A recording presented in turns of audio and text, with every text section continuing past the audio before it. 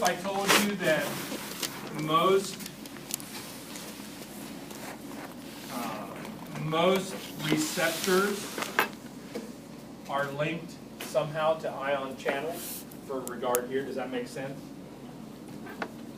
If I say most receptors are somehow linked to an ion channel, that would tell you that if a receptor is stimulated, it could trigger the opening or closing of the ion channel. And if the channel's open, you get ion flux. If the channel's closed, you don't.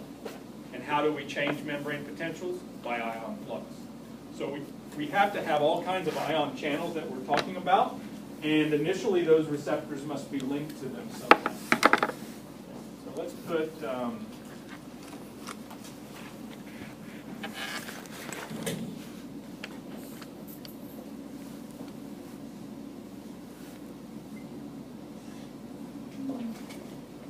Nice. Is that pretty? Uh-huh.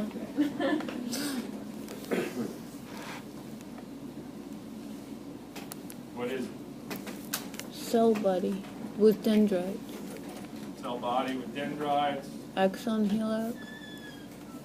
Axon hillock here.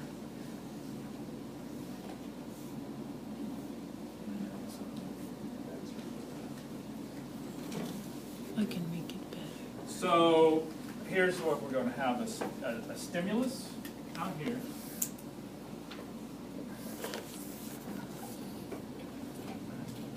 And we've got to have a stimulus, we're going to have a receptor somehow. So I'm shortcutting a step here, but that's okay. Let's put a receptor here.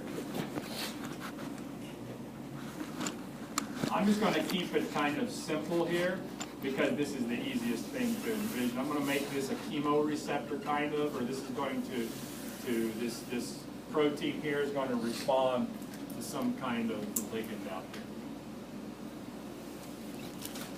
And since we're talking about a chemical out here, the strength of the stimulus is proportional to what? The concentration. If this is a chemical gradient or chemical we're monitoring here, a strong stimulus would be a strong concentration, a weak stimulus would be a low concentration. You guys okay with that? Okay. And protein, right? Ligand, affinity, specificity, competition, saturation, all that's true. What this receptor here happens to be linked to, in this case, is an ion channel. I'm going to put my ion channel here like this.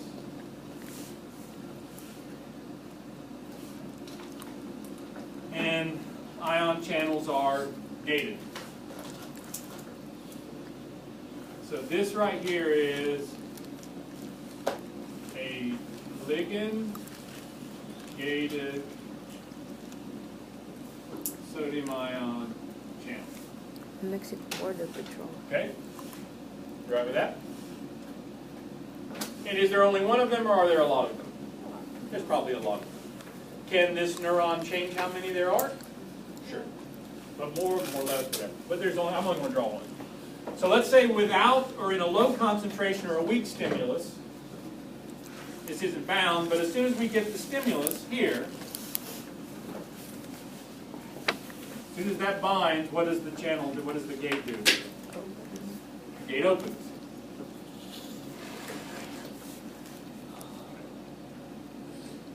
Now, so I don't have to draw a bunch of them on here, right? There are more than one of these receptor channels on here, right? So the stronger the stimulus, the more of the chemical there is out here, the more channels are open, right? Does that make sense? The less there is out here, the less channels that are open. Well, let's just say right now, here, if this is strong, there's a lot of these channels would be open. Now this is a sodium channel, and it's open, so is there, the first question to ask, is there a concentration gradient across this membrane for sodium? Yes, and where is it in higher concentration? Outside the cell. Outside the cell. Sodium outside, potassium inside, inside. in terms of the major concentration. So will there be sodium flux through this channel? Yes. And will it be influx or efflux? Influx. influx, so let's have it come in. Right? So we have some sodium out here, and it's going to come in. And I'm just going to draw it by positive charges. Is that okay?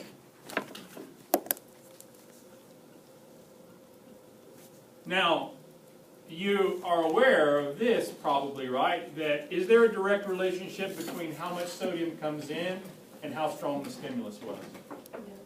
Yeah, because stronger stimulus, more open channels, more sodium in. Weaker stimulus, fewer open channels, less sodium in. Now what did I do to the membrane right here when this sodium came in?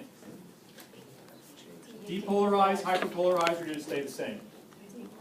It depolarized, right? You with me on that? It depolarized. So if we were looking at it right here, this cell membrane, if I were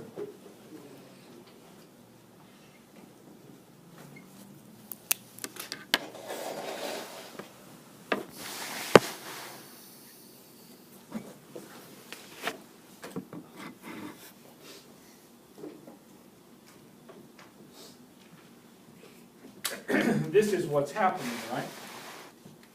We're at rest, nothing happens, nothing happens, nothing happens. Uh-oh, stimulus, right?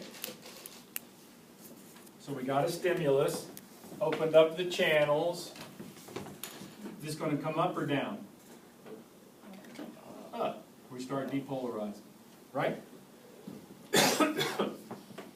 Now, the stronger the stimulus, the more sodium comes in, the more depolarized we are. Now, as soon as this sodium comes in, what's it going to do? Does it stay in there or what? We actually start to try to pump it back out as soon as it comes in. But as a bunch of it comes in, will it move or does it stay right where it comes in?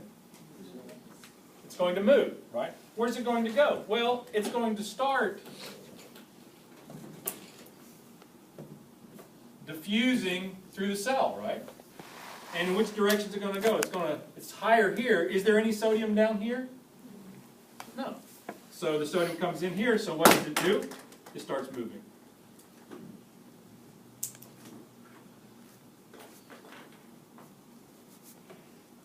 Like that. Okay? Now, let's say a lot of it came in. Let's just put some what ifs right here. Let's say a lot of it came in. Okay? Strongly depolarizing right here. Let's put a number on it. Make up a number. For example, could be what? Minus 20. 20. I like that. So it's minus 20 millivolts. Definitely depolarizing because what was it before we started? Minus 70. If it's minus 20 right here, what is it right here? More depolarized or less depolarized than minus 20?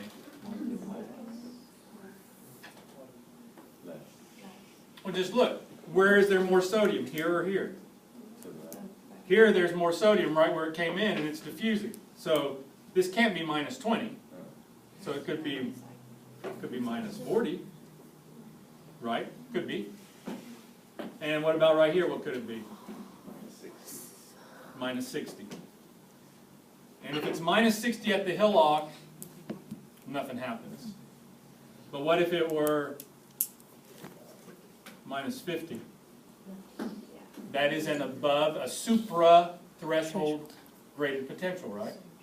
So then what would we get? An action potential.